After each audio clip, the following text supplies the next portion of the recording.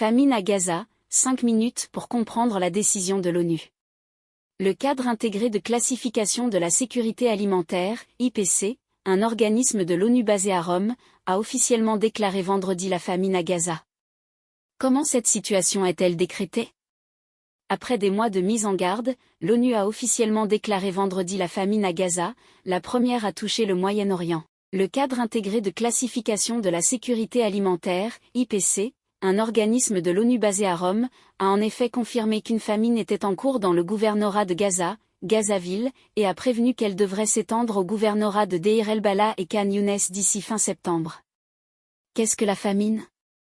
Selon la définition des Nations Unies, la famine est un terme technique qui fait référence à une population confrontée à une malnutrition généralisée et à des décès liés à la faim en raison d'un manque d'accès à la nourriture. Comment est-elle mesurée? Le cadre intégré de classification de la sécurité alimentaire, ou IPC, développé lors de la crise en Somalie en 2004 par l'ONU, est l'outil utilisé par les agences humanitaires du monde entier, les gouvernements, les organisations non gouvernementales ou encore la société civile pour suivre l'évolution de la faim dans une zone définie, explique ONU Info. Son développement et sa mise en œuvre sont aujourd'hui dirigés par un partenariat mondial de 19 organisations. Sur quels critères? Pour l'IPC, une famine est en cours lorsque 3 éléments sont réunis, au moins 20% des foyers, 1 sur 5, doivent affronter un manque extrême de nourriture, au moins 30% des enfants de moins de 5 ans, 1 sur 3, souffrent de malnutrition aiguë, et le taux de mortalité dépasse 2 décès pour 10 000 habitants par jour pour les adultes et 4 décès pour 10 000 habitants par jour pour les enfants. Comment les données sont-elles collectées? L'IPC ne collecte pas lui-même les données, les informations proviennent de ses partenaires humanitaires opérant sur le terrain, précise ONU Info. Les informations peuvent porter sur la sécurité alimentaire, la nutrition, la mortalité, l'apport calorique, les stratégies d'adaptation utilisées pour trouver de la nourriture ou encore la mesure des bras des enfants pour surveiller la malnutrition.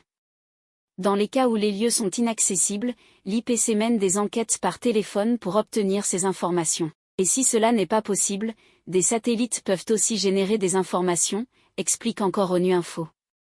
Une fois les données collectées, les experts de l'IPC classent les populations en 5 catégories, stress minime ou nul, stress lié à la recherche de nourriture, crise alimentaire, situation d'urgence, la 5e phase est considérée comme une catastrophe ou une famine.